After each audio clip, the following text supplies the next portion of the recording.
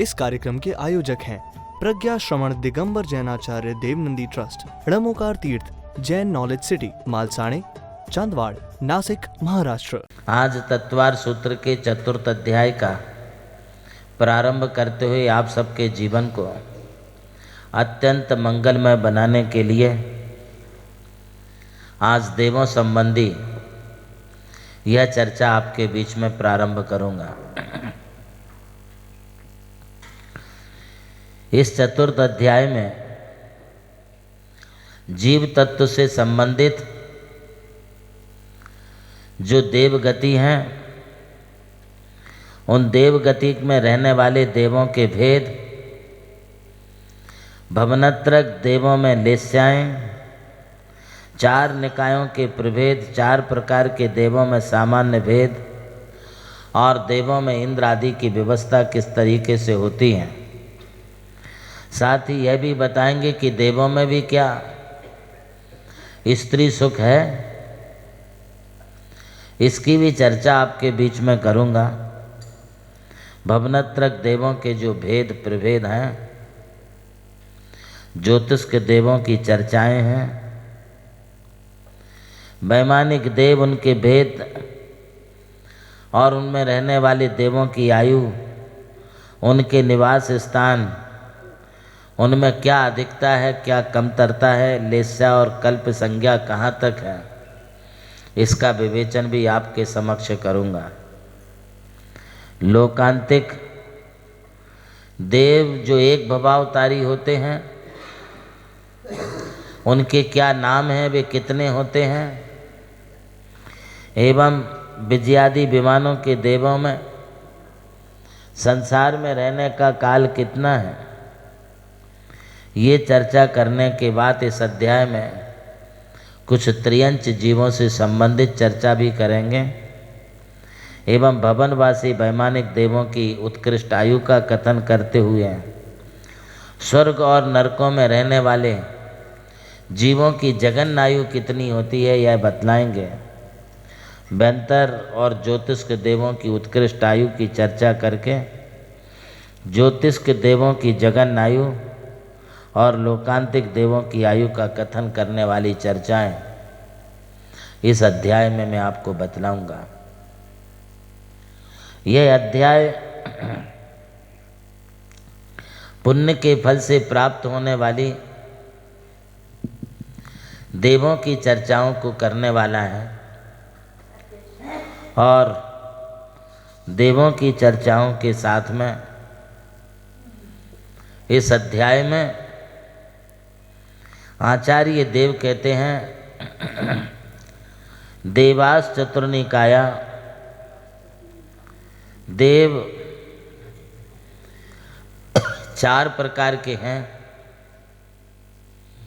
ये यहाँ पर आचार्य बतला रहे हैं। देव तो वे हैं जो अपने देवगति नामकर्म के उदय होने पर नाना प्रकार के बाह्य विभूति सहित द्वीप और समुद्रों में जो अपनी इच्छानुसार गमन करते हैं, क्रीड़ा करते हैं, वे देव कहलाते हैं। यहाँ मुख्य रूप से देवगति नामकर्म का उदय एक कारण है। जिनका शरीर अत्यंत देदीप्यमान होता है, कांतिमान होता है, सर्वांग सुंदर होते हैं, वस्त्र और आभूषणों से जो सहित होते हैं, वे देव हैं। आज इन्हीं देवों की चर्चा आपके बीच में है, जिसमें सूत्रकार कहते हैं कि देवास चतुर्निकाया, चार प्रकार के देव हैं। भवनवासी देव, बैंतरवासी देव, ज्योतिषवासी देव एवं वैमानिकवासी देव। फिर से आपके लिए बता दूं, भवनवासी देव अर्थात जो भवनों में रहते हैं वे भवनवासी देव हैं। खास तौर से इस पृथ्वी के नीचे जो पाताल लोक है, खर भाग, पंख भाग, गब्बौल भाग नाम की ये 3 पृथ्वियां हैं। इनमें खर भाग और पंख भाग में भवनवासी देवों के 7,72,00,000 भवन हैं। उन्हीं भवनों में भी भवनवासी देव रहते भी अत्यंत सुंदर भवन हैं। कई किलोमीटरों में उनके भवन बने हुए हैं। उन्हीं भवनों के अंदर में जिन प्रासाद अर्थात जिन चैत्यालय भी हैं जो अकृत्रिम हैं, जितने भवनवासी देवों के भवन हैं उतने ही भवनवासी देवों के अकृत्रिम चैत्यालय भी हैं। वे भी 7,72,00,000 होते हैं। 72 देव वे हैं जो खर भाग पंख भाग के अलावा नाना द्वीप समुद्रों में जो रहते हैं, उनके भी भवन, भवनपुर, आवास ऐसे स्थान होते हैं। वे देव बेंतरवासी देव हैं। और ज्योतिष्कवासी देव वे हैं जो इस पृथ्वी से 790 योजन से लेकर के 110 योजन अर्थात 900 योजन के बीच बीच में जो रहते हैं, वे जो हैं ज्योतिष्कवासी देवों के विमान हैं। और वे विमान पृथ्वी के ऊपर हैं और सुमेरु पर्वत के नीचे हैं, बीच में हैं। जिनका शरीर अत्यंत देदीप्यमान कांतिमान होता है, वे ही देव ज्योतिष्कवासी देव हैं। और जो विमानों में रहते हैं वे वैमानिकवासी देव हैं। इनके विमान भी बहुत बड़े बड़े होते हैं और उसके अंदर पर अकृत्रिम चैत्यालय भी होते हैं। तो यहाँ पर चतुर्निकाया, निकाय का मतलब भेद है, समूह है। समस्त देवों को हम 4 प्रकार के समूह में बांट सकते हैं। एक भवनवासियों का समूह, उसे हम निकाय भी कह सकते हैं। और दूसरा व्यंतरवासी देवों का समूह, तीसरा ज्योतिष्कवासी देवों का समूह और चौथा वैमानिकवासी देवों का समूह। यहाँ समूह का मतलब प्रकारवाची में ले लो, समूह का मतलब एक ग्रुप में ले लो। तो इतने 4 ही प्रकार के मुख्य रूप से देव हैं। और ये देव देवगति में होने वाले परिणामों से सदा सुखी रहते हैं। इन देवों के लिए अणिमा, महिमा, लघिमा, गरिमा, प्राप्ति, प्राकमत्व, ईसत्व और वसुत्व, ये 8 प्रकार की विशेष गुण बोलिए या रिद्धियाँ बोलिए इन देवों के लिए होती हैं। सभी देव अपने रूप, लावण्य, यौवन आदि से सहित होते हैं।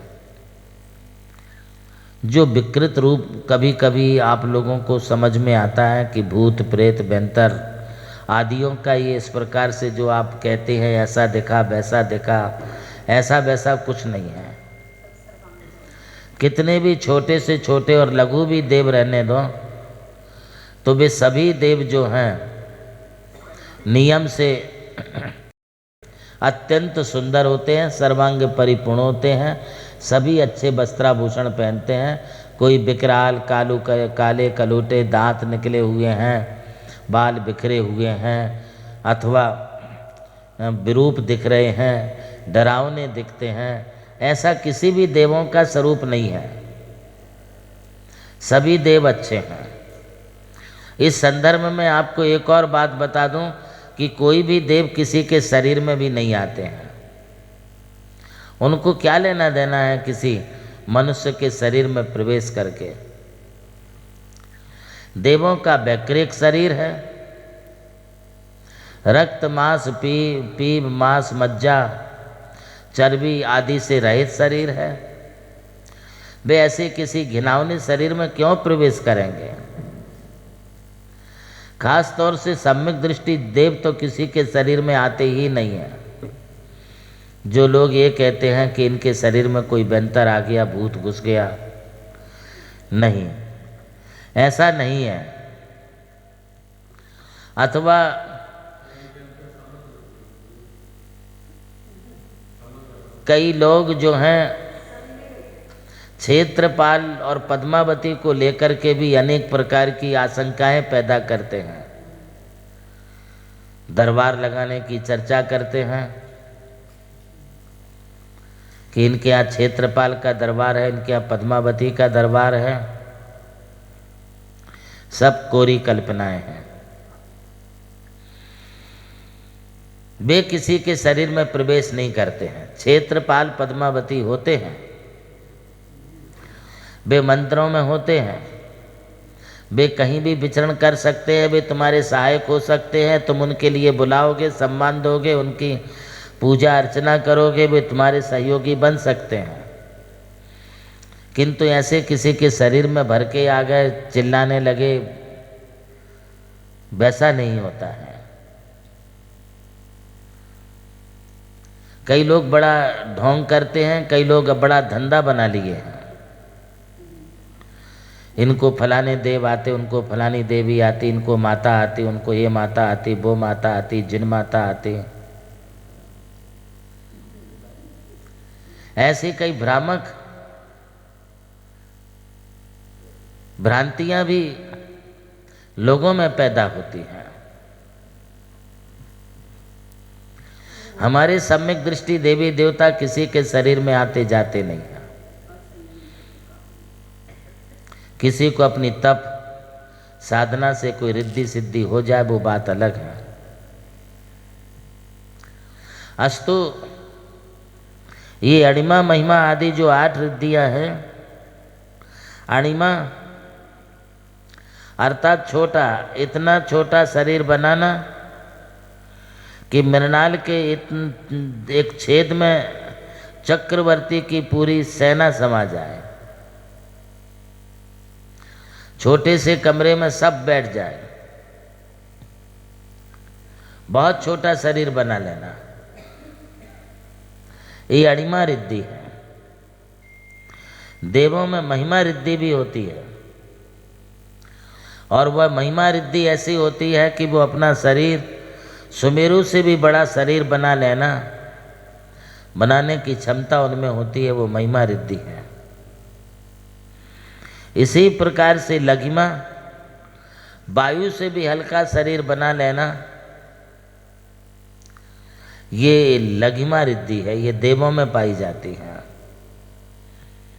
एवं गरिमा, पहाड़ से भी भारी शरीर बना लेना।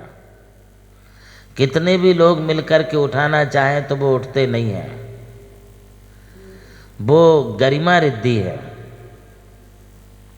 इसी प्रकार से प्राप्ति रिद्धि, भूमि पर ही बैठ करके अंगुली से सूर्य चंद्रमा आदि को छू लेना, ये प्राप्ति रिद्धि है। इतनी सामर्थ्यता उनमें होती है। इसी तरह से प्राकम्भ रिद्धि में जल में भूमि की तरह गमन करना, पानी के ऊपर भी चलना या भूमि पर भी जल की तरह डुबकी लगाना, ये प्राकम्भ रिद्धि है। ईसत्व रिद्धि भी देवों में होती है। वे तीनों लोगों का स्वामीपना उनमें होता है, ऐसे ईसत्व रिद्धि है। एवं वसुत्व रिद्धि और कामरपुत्र रिद्धि आकाश की तरह बिना रुके, बिना रुकावट के पहाड़ में से भी गमनागमन करना, अदृश्य हो जाना, ऐसी उनको रिद्धि होती है। अथवा अनेक प्रकार के रूप बनाना, ये काम रूपित्व सिद्धि है। इसलिए गोमटसार जीवकांड में आचार्य नेमिचंद सिद्धांत चक्रवर्ती कहते हैं, दिव्यंती जंतो नित्यम गुणी ही अट्ठेहिम दिव्य भावेहिम भासंति दिव्य काया तम्मा ते बन्निया देवा। अर्थात देव गति में होने वाले परिणामों से जो सदा सुखी रहते हैं, जिनका शरीर हमेशा देदीप्यमान होता है, 8 गुणों से रिद्धियों से जो सहित होते हैं, वे देव कहलाते हैं। ऐसा देव शब्द दिव्य धातु से बना है, जिसका मतलब है कि क्रीड़ा, विजिगीषा, व्यवहार, धुति, कांति, स्तुति, मोद, मद आदि अनेक अर्थ हैं, किंतु यहाँ पर दिव्यंती क्रीडंती इति देवा, अर्थात जो अनेक प्रकार के क्रीड़ाएँ करते हैं, विनोद करते हैं, नाना द्वीप समुद्रों में जो घूमने की जाने की क्षमता रखते हैं, वे देव हैं।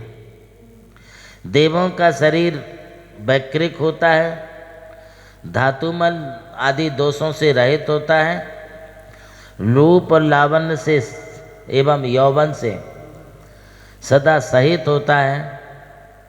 वो शरीर देवों का वैकृक शरीर है। महानुभावों, इस प्रकार हमने आपको देवों का स्वरूप बतलाया, और वो स्वरूप बताते हुए देव 4 निकाय में अर्थात 4 वेदों में विभाजित हैं। तो यह निकाय शब्द का मतलब एक समूह विशेष हो गया, जिसमें किसी एक कैटेगरी में वो आते जाएं। भवनवासी देव एक कैटेगरी के, बंतरवासी देव दूसरी कैटेगरी के, ज्योतिष के देव तीसरी कैटेगरी के, और जो वैमानिकवासी देव हैं वो अलग कैटेगरी के देव हैं। कोई देव एक दूसरे से जो हैं मिश्रण नहीं होते हैं। ये देवों की निकाय है। इस कार्यक्रम के आयोजक थे प्रज्ञा श्रवण दिगंबर जैनाचार्य देवनंदी ट्रस्ट, ड़मोकार तीर्थ, जैन नॉलेज सिटी, मालसाणे, चांदवाड़, नासिक, महाराष्ट्र।